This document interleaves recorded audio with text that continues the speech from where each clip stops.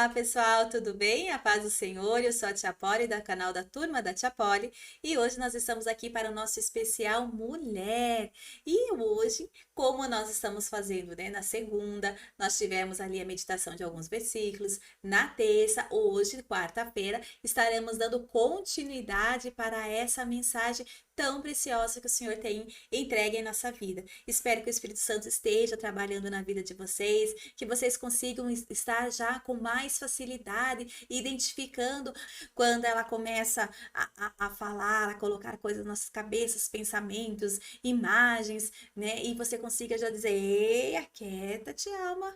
Deixa o Espírito ministrar na minha vida, porque não vou mais ser dominada em nome de Jesus pela minha alma. A minha alma ela vai ser dominada pelo Espírito que Deus deu para mim e eu vou poder encontrar a liberdade, porque no Espírito há liberdade e eu não vou mais precisar fazer as coisas para que os outros vejam, para me sentir amada, para me sentir cuidada, porque o meu Espírito me traz essa certeza que eu sou amado de Deus.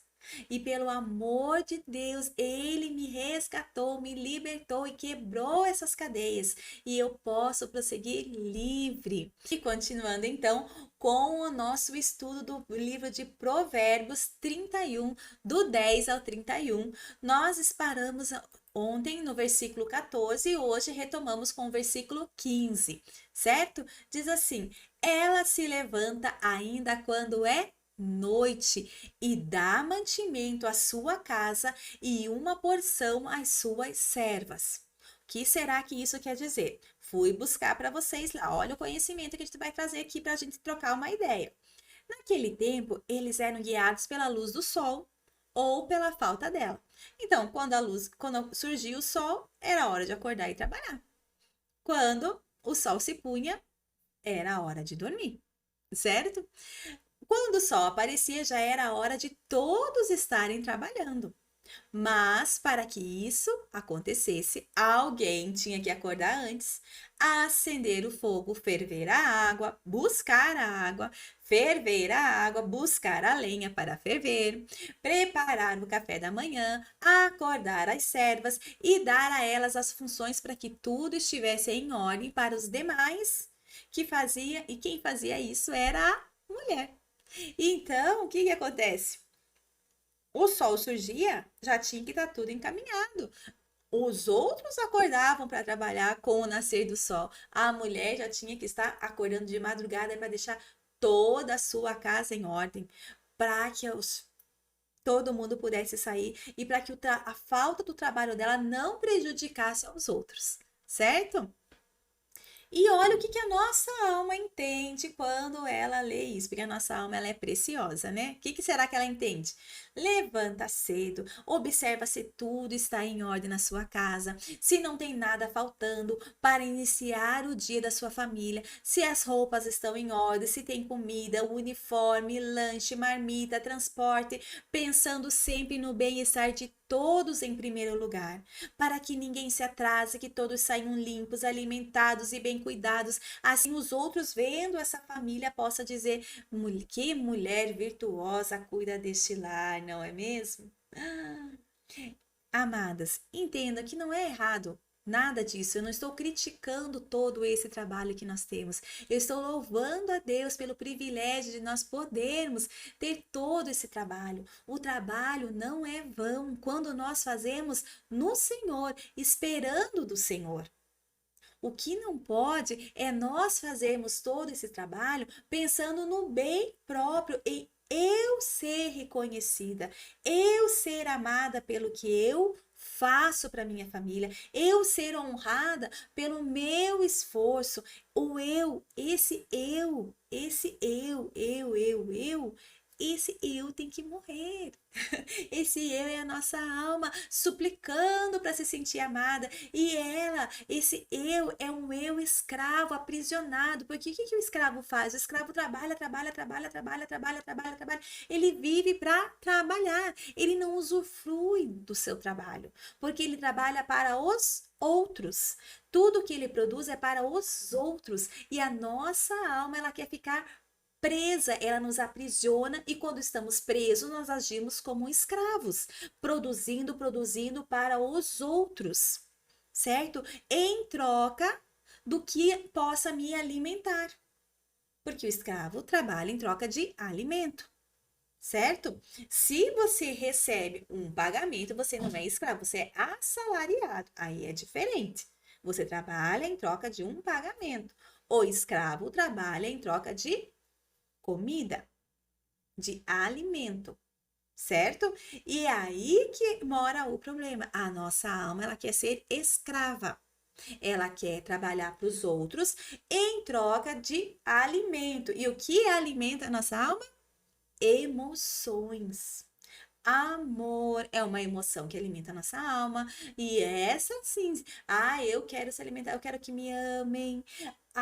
Que mais? A admiração alimenta a nossa alma. Eu quero que me admirem. A reconhecimento alimenta a nossa alma. Eu quero que me reconheçam. Que mais? O orgulho, nossa, o orgulho. Deus, é um prato cheio, é um buffet para nossa alma. Por quê? Porque ela pode se alimentar encontrando orgulho em várias cambuquinhas ali, né? É no trabalho, é na escola, é na igreja, é na vizinhança, é perante a minha família, é perante o meu esposo. Então, ali o orgulho é o buffet da alma. Aonde ela quer, ela pode se alimentar ali, se ela se for a melhor, se ela se destacar como a melhor. E por que que nós oramos, Senhor? Quebra o meu orgulho. Quebra o meu orgulho. Por que que é tão difícil a gente reconhecer esses erros em nós? Reconhecer que a nossa alma é uma sapeca. Que ela quer tudo. Ela não faz as coisas porque ela ama os outros. Ela faz as coisas porque ela quer ser amada. Ela é capaz de ficar doente só para chamar a atenção das outras pessoas. Ela tem que ficar naquele papel de vítima só para as pessoas serem, ai, coitadinha dela. Ela é aquela que ela vai no hospital e o médico fala assim: olha, a gente vai pedir. Tá tudo bem com seus exames aqui, mas eu acho que eu vou dar uma investigadinha, vou pedir um exame de sangue. O que que a alma faz? Ai, gente, vocês não têm ideia. Eu cheguei lá, olha, o médico olhou, nem me disse nada, ainda falou assim: olha, vou ter que pedir mais exames para você. Não sei, gente. Não sei o que está acontecendo comigo. Para que todo mundo, meu Deus, que judiação, que coisa. Vamos orar, irmã do céu. Olha, vamos levantar um clamor para a irmã. A irmã, vamos pôr o nome da irmã na oração. Entende? Tudo tem que ser mais, porque ela tem que ser o centro. E nós temos que destituir a nossa alma do centro, porque no centro tem que estar Jesus na nossa vida. Ou uma parte de Deus na nossa vida. Quando nós tiramos a nossa alma de campo, o nosso espírito que se nos conecta com Deus, ele pode então promover liberdade em todas essas áreas da nossa vida. Amém? Então, nós vamos limpar a casa não para as pessoas verem, ai, como ela é boa dona de casa. Por quê? Porque se um dia, por acaso, você não conseguir limpar a sua casa, você não vai ficar igual a gente fica na cama e revira de um lado e revira do outro. Ai, eu tenho que lavar aquela louça, eu tenho que lavar aquela louça. Não pode nem dormir porque tem que lavar aquela louça. Imagine em paz, me deito e logo pegam no sono, porque o Senhor cuida. Então, deixa aquela louça lá. Eu não sou escravo daquela louça. Eu não sou escravo daquele pó. Também não podemos negligenciar com as tarefas que Deus deu na nossa mão. Vocês entendem por que no espírito há liberdade? Porque ele vai conseguir contrabalançar isso dentro de você. A alma vai fazer você ser escravo de todo esse serviço, de todo esse trabalho produzido pela sua mão. O espírito quer levar você a buscar o que é do reino de Deus. Só que o reino de Deus também entregou para você esse ministério que é a sua família. Então o espírito ele vai contrabalançar isso, certo? Mas temos que deixar o governo para ele e silenciar essa alma. E agora, o que que o espírito quer dizer para nós sobre essa passagem? Vamos ler lá? Ela se levanta ainda quando é noite, dá mantimento à sua casa e a uma porção às suas servas. Vamos ver o que que diz? Façam isso compreendendo o tempo em que vivemos. Chegou a hora de vocês despertarem do sono, porque agora a nossa salvação está mais próxima do que quando cremos. Vocês, porém, são gerações eleita, sacerdócio real, nação santa, povo exclusivo de Deus, para anunciar as grandezas daquele que os chamou das trevas para a sua maravilhosa luz. O que difere o dia e a noite? É as trevas. Na noite há trevas, no dia há luz. Quem é que vive nas trevas? O mal. O que é que resplandece a luz? Jesus. Amém? Então, o que está dizendo? Ei, é hora de despertar. Desperta, você que está dormindo, você está dormindo num berço das trevas. Você está totalmente sendo dominada. Você está ali escrava dessas coisas que você não consegue enxergar. Se a gente não, alguém não abrisse, não abre os nossos olhos, a gente não consegue enxergar o quanto nós estamos dormindo e achando que estamos agindo certo nessa treva que nós andamos. Por quê? Porque as trevas impedem nós de ver a luz. E aí você está acostumado, chega uma hora que você está tão em trevas que aquilo ali parece que você consegue até enxergar dentro das trevas, né? Você se acostuma com aquela luz escura, com aquele quarto escuro, você se acostuma. E quando a gente vai para a luz, aquilo dói a nossa vista. Então o que acontece? A nossa luz, os nossos olhos doem quando a gente vai para a luz. Só que a gente precisa se despertar. Então, esse acordar ainda quando é noite, se levantar ainda quando é noite, ei, eu aqui na minha casa, todos estamos presos, estamos todos vivendo pela alma, mas se o Senhor me despertou hoje, eu vou agora começar a manter a minha casa, a entregar alimentos para o espírito da minha família. Eu vou entregar isso para eles. Ela se desperta espiritualmente muitas vezes antes dos seus familiares, busca em Deus através de jejuns e oração pela sua casa e dá a porção de tudo que aprende à sua alma, que ainda é serva e que ainda está cativa, aprisionada, que está preocupada com as coisas desse mundo, em agradar, em se sacrificar, em ser reconhecida, em se fazer de vítima. Então, o que acontece com essa mulher? Quando ela é desperta, às vezes os nossos maridos são despertos antes de nós. E aí eles tentam abrir os nossos olhos. Só que o que acontece? Nós estamos tão nas trevas, que nós estamos tão acostumados a ver assim, que a gente quer forçar eles a ver como nós vemos. E não é assim. E aí eles vão deixando, porque às vezes você se desperta antes do seu marido e você quer forçar ele a ver as coisas da ótica que você vê. E não é assim que funciona. Ela primeiro se desperta e aí então ela vai mantendo a sua casa, ela vai dando mantimento, ela vai nutrindo na maneira que ela pode, mas ela vai se fortalecendo em oração, jejum e conhecimento da palavra, porque a verdade vos libertará e a palavra é a verdade. A palavra de Deus é a verdade, então é ela que vai promover essa libertação dessa porção da nossa alma. E o que é essas servas? Essas servas são aonde a nossa alma ainda está aprisionada, no reconhecimento, na minha brabeza, na minha falta no meu orgulho extremo que eu não posso me arrepender de nada, na minha forma de pensar, que eu sou extrema porque não, se eu conheço a palavra de Deus e não é assim que eu vejo as coisas. Aonde está presa a tua alma? Em reconhecer que você fez errado a vida inteira e agora não pode mudar? A tua alma está presa nesse lugar? Então, ministre porções do Espírito na sua alma e diga: Senhor, eu vou ser livre. Vem, Espírito Santo, e vai ministrando, vai tirando a minha alma da onde ela está presa. Porque a alma, ela é assim. Quanto mais você alimenta a sua alma de luz, mais esse dia vai raiar na sua vida, mais liberdade você vai ter no espírito. Então, que nós não sejamos dominadas pela alma, mas guiadas pelo Espírito Santo. Amém? Continuando lá.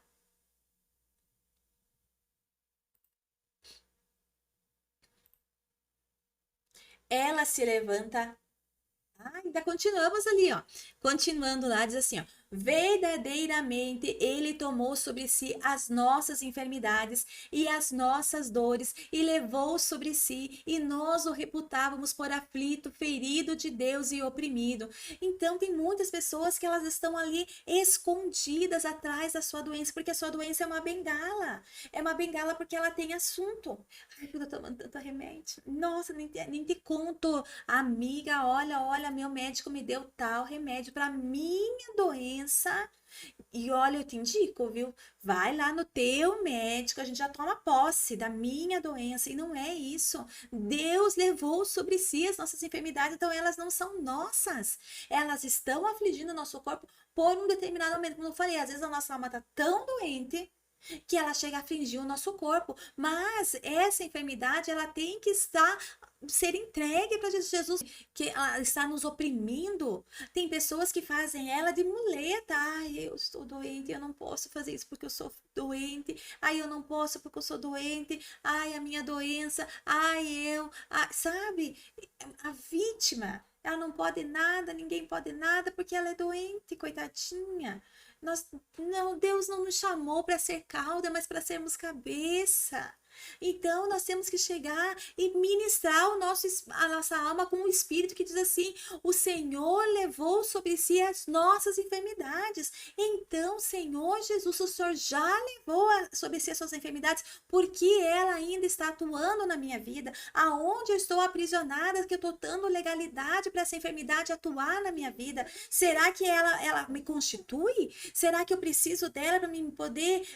É o meu adorno? Essa enfermidade é meu adorno? Essa enfermidade é o que me faz me mover? Não, mas que nós possamos chegar perante Deus e falar: Senhor, se o Senhor já levou, eu não sei porque ela está aqui. Ela é sua. O Senhor levou sobre si, então ela é sua. O Senhor levou as dores também, ela é sua. E que eu possa, que o teu Espírito Santo venha me mostrar o porquê que essa doença ainda está em mim. O porquê eu preciso passar. Apóstolo Paulo, por exemplo, ele tinha um espinho da carne, mas ele sabia, né? O Senhor permitiu que ele tivesse aquele espinho da carne. Mas esse espinho da carne não o impediu de fazer nada. Não impediu ele ficar aprisionado em nada. Ele convivia com aquele espinho da carne até o último dia. E ele não fica comentando em todos os versículos, cada vez que ia chegar a pregar numa igreja, ele ficava se lamentando daquilo.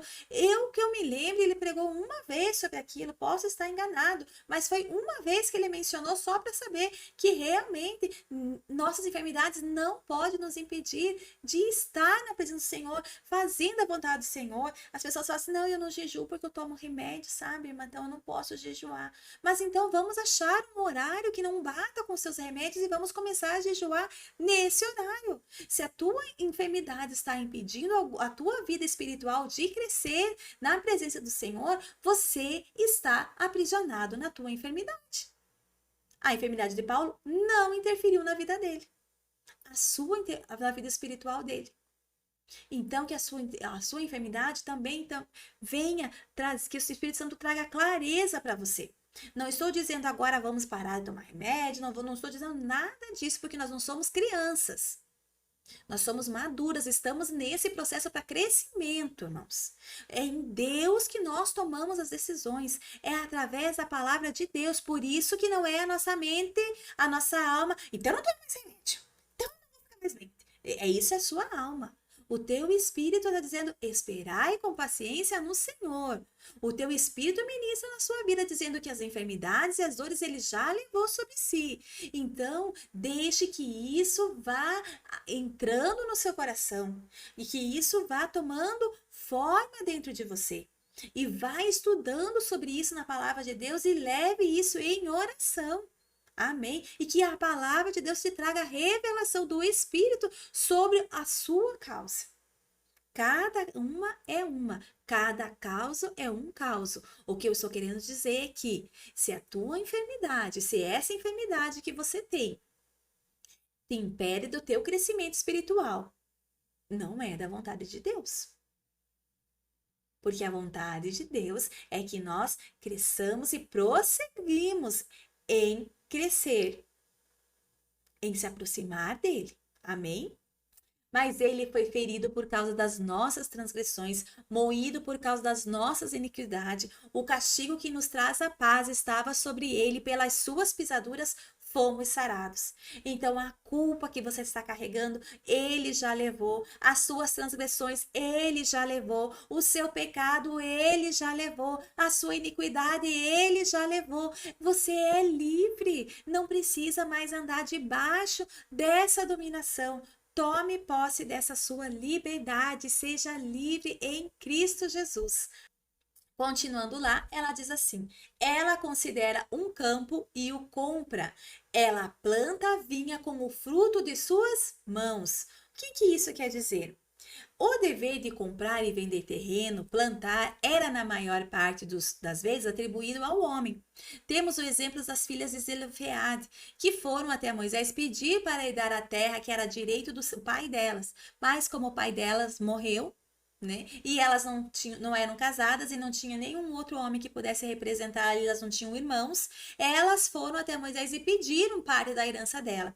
Elas receberam, mas quando casasse, com a condição que quando casasse, seria passado para o seu marido para administrar. Assim como tantas outras passagens, a mulher não podia gerir o financeiro naquela época. Nesse caso especial, trata-se de uma mulher que irá se casar com um rei. Ele não teria como gerir esse aspecto financeiro, pois respondia por um reino inteiro. Por isso, ele precisava de uma mulher que entendesse desses assuntos para estar ao lado dele. Certo? Então, o que acontece? Essa parte financeira é toda feita pelo homem. Mas como esse homem que nós estamos falando era Lemuel, né? Porque até esqueci de comentar, né, com vocês ali no começo já, que esse foi o conselho que a mãe de Lemuel deu para o seu filho, né, que seria rei, para quando ele fosse encontrar uma esposa virtuosa, uma esposa para ele. E aí ela dá todos esses conselhos de como que tem que ser a mulher virtuosa, certo? E como o rei não podia estar cuidando de toda essa parte ali de terreno, da vida mais particular dele, porque ele estava cuidando ali de uma nação toda, de um reino todo, ele precisava escolher então alguém que entendesse de campo para que pudesse também gerir essa parte desses negócios também, certo? E o que a alma entende disso? Uma mulher que sabe administrar os bens da família, negocia, sabe o que é melhor financeiramente para os seus. Uma mulher que, na força do seu trabalho, muitas vezes sustenta suas famílias, às vezes sozinhas, outras vezes sua renda é muito importante para complementar os recursos familiares. E é aquela mulher, a alma, ela vai se sentindo tão à vontade nesse lugar, que ao invés de ser aquela mulher que ajuda, ela acaba sendo aquela mulher que domina. Ali a gente entende que ainda assim o rei ele tinha uma função muito a mais. Enquanto ela cuidava de um pequeno pedaço de terra, ele cuidava de um em grande pedaço de terra, entende bem? Aqui a mulher ela tem que estar ajudando ali a cuidar dessa parte financeira, promovendo. Só que quando essa mulher ela vai indo, a alma vai tomando forma. Nossa, ela tem que ser mesmo uma profissional, ela tem que trabalhar, ela tem que arregaçar a manga, ela tem que correr atrás, é de sol a sol, 2, 3 empregos. E geralmente essas mulheres tão fortes, tão determinadas, elas vão buscar para elas homens assim que dependam delas. Porque ali é a zona de conforto delas. Não, porque ele não para emprego nenhum. Se não é eu aqui nessa casa, a gente não paga as contas. Se não sou eu aqui, a gente não sobrevive, a gente não paga nada. Se não é o meu salário, cara, você não paga emprego nenhum. E aí essa alma começa a crescer um orgulho. E ela, pela sua própria mão, ela decide, ela resolve. Não, eu comprei mesmo, não, eu mandei lavar mesmo, aí eu vendi. O marido nem sabe onde é que tá. Não, eu já resolvi isso. Não, você viu? Se não fui eu resolver, eu que decido, porque ele não entende nada mesmo, ele não entende nada mesmo. Isso quer dizer o quê? Só porque ela tinha que entender dessa parte, ela não tirou a autoridade do seu marido nisso. Não diminuiu o seu marido nisso. Então, como eu falei, auxiliar, trabalha, é necessário trabalhar fora, eu preciso fazer isso, né? Deus deixou ao homem essa função. Mas hoje em dia foram acontecendo muitas coisas, né? Os homens já foram criados vendo mães desenvolvendo essa função, então eles ficam mais acomodados, digamos assim. Não, mas é que a minha mãe também, né? Eu nem tinha pai, ela que trabalhava, então para mim é meio normal. Também não dá. A gente tem que pedir ali, assim como o Espírito Santo ministra na sua vida, que ele vai ministrar também, né, na vida do seu esposo. Cada um tem que estar no seu lugar. Mas não é na força do seu braço que você vai pôr o seu marido no seu lugar. Não é na força da sua voz, não é na altura da sua voz, não é. Não. Porque aí você vai estar dando voz para a sua alma de novo, humilhar. Ninguém, a gente não entendo que não é isso o desenho de Deus para nossa vida. Certo? Então, uma coisa é você auxiliar ele ali, nesse momento não tá dando certo. O que que não tá dando certo? Vamos sentar e vamos conversar? O que que acontece com as mulheres hoje? Não digo só as mulheres da igreja, mas vocês veem as mulheres em forma geral, elas estão competindo com os homens.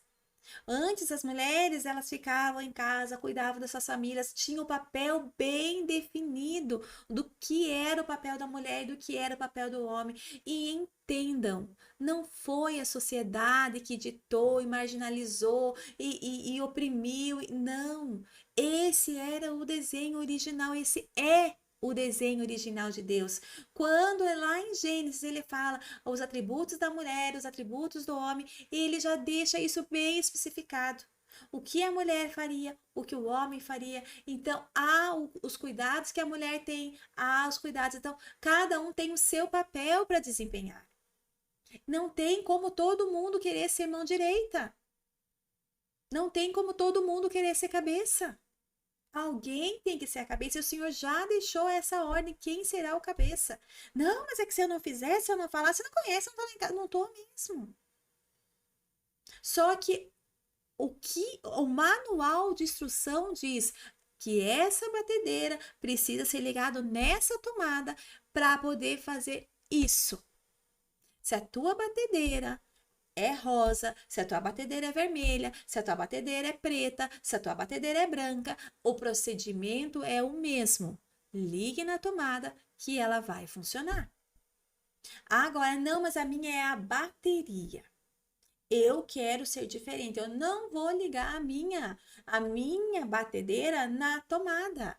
Eu vou adaptar um sistema de bateria nela e ela vai funcionar. Eu vou montar um sistema de hélice aqui nela e ela vai funcionar com o vento. Vai demandar esforço, teu tempo, teu canseira, tua, e enfim. E talvez você saia frustrada com o resultado, que daqui se fizesse tão simples, um movimento simples, só ligar na tomada. Às vezes ficamos ali lutando e debatendo contra, né, o que Deus já desenhou para nos poupar mesmo. Mas queremos ir pela força do nosso braço. Então, uma mulher que sabe administrar não deve ridicularizar o seu marido que ainda não sabe, não deve menosprezar o que o seu marido sabe, porque tudo isso vai fazendo com que ele fique mais humilhado, né? E não é esse o propósito. Ninguém é melhor que ninguém na presença do Senhor. Todos nós estamos ali em processo. Todos nós estamos aprendendo. E a nossa alma, ela tem esse desejo de ser melhor, maior. Sempre que você está se comparando com alguém, é a sua alma querendo ser melhor e maior. E aí surge a inveja, e aí surge a disputa, e aí surgem as brigas, e aí é um lar desfeito. Por quê? Porque todo mundo quer ocupar a cadeira do cabeça. Só que Cristo já deixou certo quem é que iria sentar nesse lugar. Se você quiser fazer na força do seu braço, não vai dar certo. O resultado não vai ser o mesmo, vai ser desastroso para você e para sua família. Mas o que o Espírito Santo ministra na nossa vida? Cada uma sabe da sua realidade. Não é para todo mundo sair agora pedindo a conta, porque olha a alma louca no 880. Né? Então não vou fazer mais. Não é isso. Deixa o Espírito Santo ministrar no teu espírito, porque no teu espírito há liberdade, certo? É no espírito que há liberdade. Ela considera um campo e o compra, ela planta a vinha com os frutos de sua mão. O que o Espírito fala? Eu sou a videira verdadeira, e o meu pai é o agricultor. Todo ramo que estando em mim não dá fruto, ele corta. E todo que dá fruto, ele poda para que dê mais fruto ainda. Muitas vezes andamos por muitos caminhos e achamos que levam a Deus. E mesmo sem saber, damos legalidade para o inimigo das nossas almas agir na nossa vida e na vida dos nossos. Mas quando abrimos nosso coração para essa videira verdadeira, para que entre e produza frutos de arrependimento, produzimos mais frutos, frutos que estão as sementes, e cada semente lançada é mais uma árvore plantada. O que isso quer dizer? Ela encontrou um terreno. Esse terreno tem que ser a nossa alma. Que seja como a gente fala, o nosso coração é semente e o coração representa a nossa alma.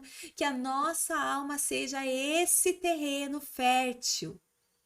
Porque a alma cativa, a alma escrava, ela é deserto, mas que a nossa alma seja um terreno fértil e que nós venhamos plantar essa videira verdadeira que é Jesus, que nós possamos plantar essa semente da palavra de Deus entre no nosso coração, que Jesus floresça, que ele seja essa videira.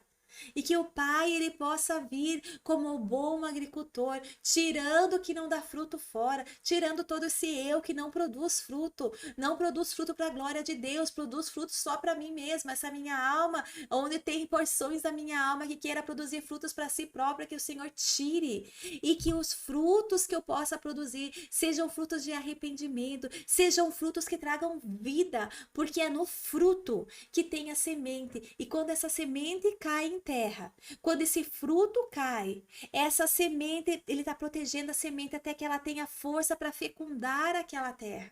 De uma forma ou outra, nós possamos produzir frutos e que quando o nosso Deus de tempo em tempo ele passe, ele possa encontrar frutos em nós, nós possamos estar produzindo frutos. Amém? E é isso que o Espírito Santo ministra na nossa vida, que possamos ser árvores, que a nossa alma, que possamos considerar como está o campo da nossa alma, como está a nossa alma para receber a porção de Deus na nossa vida, e que nós possamos plantar Jesus, que Jesus possa nascer, brotar em nosso coração, e que nós possamos produzir frutos para a glória e honra do Senhor. Amém? Que Deus abençoe o seu dia, que Deus abençoe a sua vida. Se gostou, clique, compartilha, comenta, faz essa mensagem chegar a muitas mulheres que ainda estão cativas. Que Deus abençoe vocês e até amanhã. Tchau, tchau!